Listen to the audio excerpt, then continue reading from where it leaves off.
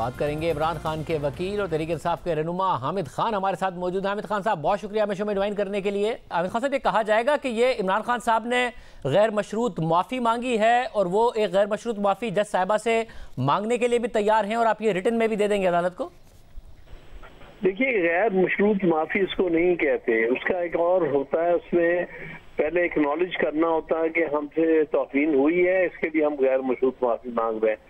اس میں انہوں نے یہ کہا ہے کہ میرا نہ مقصد تھا کنٹمپٹ کرنے کا، نہ ہی میں کسی کے جوڈیشری کے خلاف کبھی کچھ کہنا چاہتا ہوں، نہ کہا ہے میں۔ اگر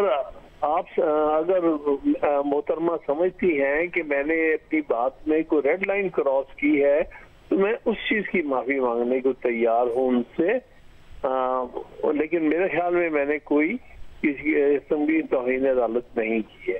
تو یہ بات انہوں نے کہی ہے کہ اس حوالے اگر وہ سمجھتی ہیں کہ میں نے ریڈ لائن کراس کی تو پھر جی، تو آج عدالت میں پھر معزز عدالت سے بھی عمران خان صاحب نے کوئی غیر مشروط معافی نہیں مانگی ہے؟ یہی بات کہی ہے، جو ادھر کہی ہے وہ یہی کہی ہے کہ میں نے کوئی ایسی بات نہیں کی جس کا مقصد توہین عدالت ہو، لیکن اگر آپ سمجھتے ہیں کہ میں نے کوئی ریڈ لائن کراس کی ہے، شاید نہیں کرنی چاہیے تھی جو مجھے، یا وہ میڈم جج سمجھتی ہیں، تو اس صورت میں میں معذرت کر لیتا ہوں اور میں لیڈی جج سے بھی معذرت یا معافی کے لیے تیار ہوں۔ یہ بات انہوں نے صاحب، تو پھر یعنی اس صورت میں جو شروع کے جواب جمع کرائے تھے عمران خان صاحب نے جو پچھلے سماعتوں میں، عمران خان صاحب اس بات پر بھی قائم ہیں، مگر وہ سمجھتے ہیں کہ اگر عدالت کو لگتا ہے یا جج صاحبہ کو لگتا ہے تو میں معافی مانگ لیتا ہوں، میں نے اپنی نظر میں نہیں کی ہے کوئی توہین عدالت۔ یہی صورتحال ہے۔ اس میں بھی یہ کہا تھا کہ اس سے اگر ہو تو میں اپنے الفاظ واپس لینے کو تیار ہوں، میں معذرت کرنے کو تیار ہوں۔ یہی بات ان رائٹنگ بھی ہم نے اپنی دونوں جواب میں یہ دی ہے۔ صاحب یعنی پھر آپ کے دونوں جواب بھی اپنی جگہ پر سٹینڈ کرتے ہیں، وہ بھی وڈرا نہیں کیے ہیں؟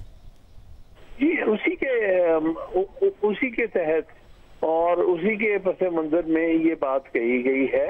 یہ بالکل معذرت بھی کی گئی ہے اور ہمارا مقصد یہ ہے کہ ہم عدلیہ کی سربلندی کے ہم دائی ہیں اور ہم وہی کرنا چاہتے ہیں، اور نہ پہلے کبھی سوچا تھا کہ ہم نے کوئی توہین عدالت کرنی ہے، نہ ہی ہم نے کسی طور پہ اس لیے سے کوئی بات کہی ہے۔ کیونکہ عدالت نے بھی یہ لکھا ہے کہ بادی النظر میں ہم مطمئن ہیں اس اپالوجی سے جو کہ ریسپونڈنٹ نے دی ہے، یعنی کہ عمران خان صاحب نے دی ہے، مگر وہ اپنا ایفیڈیوٹ بھی فائل کریں، تو آپ اپنے ایفیڈیوٹ میں بھی یہ لکھیں گے کہ اگر عدالت کو لگتا ہے تو ٹھیک ہے، ورنہ ہماری طرف سے کوئی کنٹیمپٹ نہیں ہوئی ہے۔ یہی بات ہے، یہی بات جو عدالت نے بھی ریکارڈ کی ہے وہ یہی ہے، ہمارا ایفیڈیوٹ بھی اسی حوالے سے اسی پیغام میں ہوگا۔ صاحب پھر یہ بتائیے گا کہ ظاہر جو قانونی ماہرین ہیں ان کی رائے تھی کہ پہلی سماعت میں ہی معافی مانگ لی جاتی، پھر تحریک انصاف کے اندر سے بھی کچھ ایسی آوازیں اٹھی کہ جیسے وہ بطور وکیل آپ سے مطمئن نہیں ہے، یہ آپ کی رائے تھی جس طریقے سے سارا کا سارا معاملہ چلا ہے، یا خان صاحب کی بھی رائے تھی کہ اسی طریقے سے معاملہ چل رہا ہے جس طرح آپ لے کے چلے؟ دیکھیے، یہ معاملہ کاؤنسل اور کلائنٹ کے درمیان ہوتا ہے، اس لیے اس بات کو میں ڈسکس نہیں کرنا چاہتا۔ جو بات عدالت کے سامنے کی گئی ہے رائٹنگ اور زبانی، وہ ساری معاملہ آپ کے سامنے ہے۔ جو بٹوین کلائنٹ اینڈ کاؤنسل کیا کانفیڈینشیل جو ہے وہ کمیونیکیشن ہے، وہ ہم کبھی ڈسکلوز نہیں کیا کرتے کہ کون کیا کہہ رہا ہے ان میں سے۔ صاحب مگر کیونکہ فواد چوہی صاحب نے یہ کہا کہ وکیل بات کرتے رہتے ہیں، کنٹیمنر اور عدالت کا معاملہ ہے، آپ بات نہیں کرنے دیتے انہیں، وہ یہ بھی کہہ رہے تھے، پھر ججز نے بھی موقع نہیں دیا، وہ کہتے ہیں خان صاحب کو بات کرنی چاہیے، آپ کی کارکردگی پہ وہ سوال اٹھا رہے تھے۔ میں نہیں جانتا کس کی بات کر رہے ہیں آپ؟ فواد چودھری صاحب کی۔ چھوڑیے، میں اس کا نام بھی سننا پسند نہیں کرتا۔ صاحب پھر مجھے یہ بتائے گا کہ آپ اوورآل پھر پروسیڈنگ سے مطمئن ہیں، اور عمران خان صاحب بھی آج مطمئن تھے کہ معاملہ ٹھیک ہو گیا ہے اور اب اس کو اسی طریقے سے آگے بڑھا جائے گا؟ بالکل صحیح ہے، کیونکہ ہماری نیت ہی نہیں تھی کبھی کوئی کنٹیمپٹ کرنے کی، نہ ہی ہم کوئی اس انداز سے سوچتے ہیں۔ میں تو ویسے ہم تو یہی کوشش ہے کہ عدالت کو ہم نے مطمئن کرنا۔ پہلے بھی ہم نے اپنے دونوں جواب میں یہی کہا ہے کہ ہم عدالت کو مطمئن کرنا چاہتے ہیں کہ ہم نے کوئی کنٹیمپٹ نہیں کی، اور ہم اس لیے عدالت اگر اس کی وجہ باوجود بھی عدالت یا جو سبارڈینیٹ کورٹ ہے وہ محسوس کیا انہوں نے کہ کوئی بات ہم سے زیادتی ہوئی ہے تو اس کے لیے ہم معذرت کر لیتے ہیں. سر اور معذرت میں اور معافی میں آپ کہہ رہے فرق ہوتا ہے لیگلی؟ دیکھیے وہ ایک خاص ٹرم ہوتی ہے جو کہ قانون میں استعمال ہوتی ہے, unqualified apology and throwing myself at the mercy of the court. اس میں ایکنالجمنٹ ہوتی ہے اپنی کنٹیمپٹ کرنے کی, کیونکہ جو قانون ہے اور جو سپریم کورٹ کی ججمنٹس میں اس نے کہا ہوا ہے کہ جب آپ پہلی بات یہ ہے جب آپ انکوالیفائڈ معافی مانگتے ہیں تو آپ اقرار کرتے ہیں کہ آپ نے کنٹیمپٹ کی ہے, پھر آپ مانگتے ہیں. تو ہم نے کہیں بھی یہ نہیں کہا کہ ہم اقرار کرتے ہیں کہ ہم نے کنٹیمپٹ کی ہے. ہم نے یہی کہا کہ اگر عدالت کو یہ تاثر ملا ہے یا سبارڈینیٹ کورٹ کو یہ تاثر ملا ہے تو ہم اس کی معذرت کرتے ہیں. آپ اس وقت حامد خان صاحب کہا جا سکتا ہے کہ آپ تحریک انصاف کا بھی حصہ ہیں, خان صاحب کے قریب ہیں, یا یہ نہیں کہا جا سکتا؟ دیکھیے میں تو تحریک انصاف کا فاؤنڈر ہوں, خرید بات دور ہونے والی بات ہی نہیں. کوئی جس طرح عمران خان فاؤنڈر ہیں اسی طرح میں فاؤنڈر ہوں پارٹی کا, کوئی مجھے الگ نہیں کر سکتا پارٹی سے.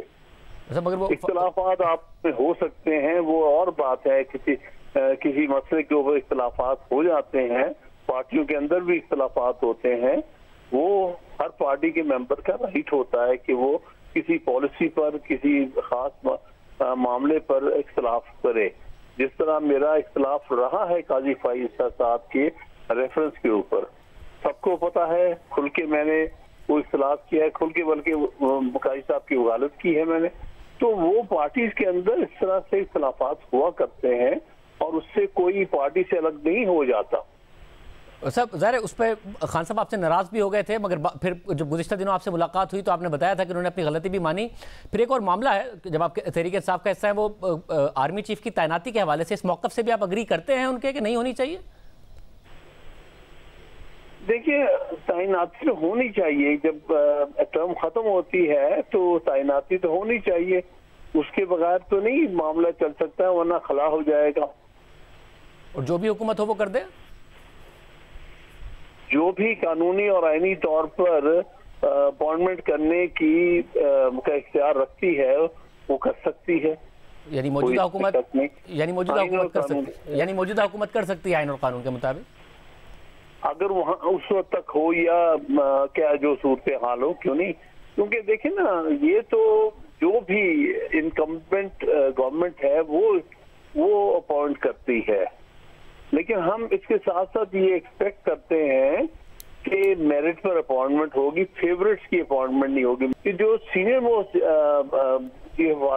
جو لیفٹیننٹ جنرل ہے اس کو لگایا جائے تو پھر یہ پک اینڈ چوز نہیں ہوگا, بلکہ یہ سمجھا جائے گا کہ اس کو میرٹ پہ لگا دیا گیا. صاحب کیونکہ ٹاپ 5 میں سے عام طور پر آرمی چیف کی طرف سے انعام آتا ہے, اور آپ نے تو حامد خان صاحب دیکھی ہے ہسٹری کہ فیوریٹ کوئی کسی کا رہتا نہیں ہے, جس لمحے وہ آرمی چیف بن جاتا ہے. پاکستان کی تو تاریخ اس بات کی گواہ ہے. تو ٹاپ 5 میں سے اگر آرمی چیف کی طرف سے کوئی ریکمنڈیشن آتی ہے, اس میں سے ایک وزیر اعظم شہباز شریف نہیں لگا سکتے آرمی چیف؟ دیکھیے میں سمجھتا ہوں کہ اس میں نہیں پڑنا چاہیے پک اینڈ چوز میں.